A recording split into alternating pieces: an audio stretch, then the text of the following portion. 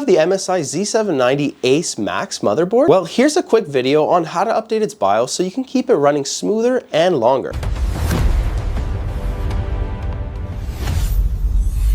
We'll cover two different methods. First, the USB method, and then the easier software method using MSI Center. If you don't have a USB stick, then no worries, you can skip to part 2 of this video using the timestamps below. So first, the traditional USB method. Step 1, find your motherboard model by pressing the Windows key and type in system information. Scroll a little down until you see baseboard product. That's the exact model of your motherboard. Go ahead and write it down or just copy it. Now open Google and search for that exact same motherboard model. It should usually be the first result that takes you straight to the MSI official website. Once you're on the product page, click on support and then go to the BIOS section. Sometimes it says BIOS or firmware, just go to that section. Next, go ahead and download the latest version unless you want the newest one that says beta. If it's beta, I would personally skip it unless you really need one of the features from it. Once the file finishes downloading, go ahead and extract the zip folder. The next thing we're going to need to do is prepare your USB drive. You'll need a USB stick that's at least 4 GB or larger. Make sure you format it to FAT32, and if it's not, let's just go ahead and format it right now. As a quick little warning, formatting will erase everything on your drive, so back up any important files or photos that you have first. Right click on your USB in this PC, select the format and choose FAT32 and hit start. After it's done, copy over the extracted MSI BIOS folder into the new USB drive that's just been formatted. Next, you're going to want to go ahead and restart your PC. As it boots back up, start pressing and spamming that delete key rapidly until you enter the BIOS. Once you're in, look for something like M-Flash, or depending on your motherboard, it might show up as Q-Flash, Easy Flash, or Instant Flash. Select M-Flash, choose your USB drive, and open the folder where you place your new BIOS file. Select the correct file and then confirm to update the BIOS. As a really last important reminder, do not turn off your PC during this process, and definitely don't do this during a thunderstorm. If your PC loses power mid-update, you can brick your motherboard, resulting in hundreds of dollars that are just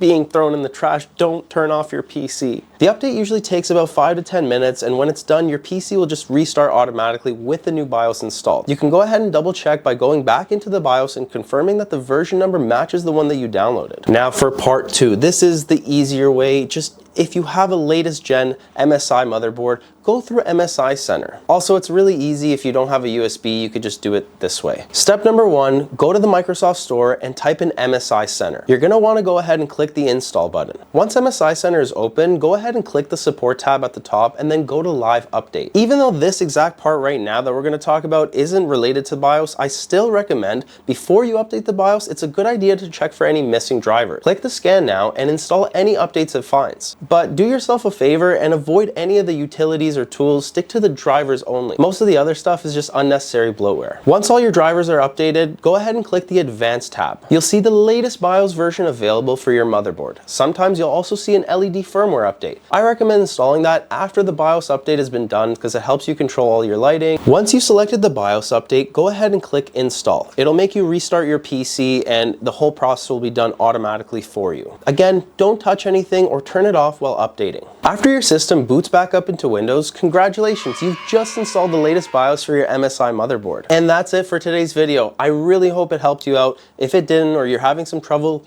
leave me a comment and I'll try my best to respond to everybody. In the meantime, please smash that like button, hit the subscribe button. It really helps us grow the channel. So thank you guys so much, and I'll see you guys in the next video.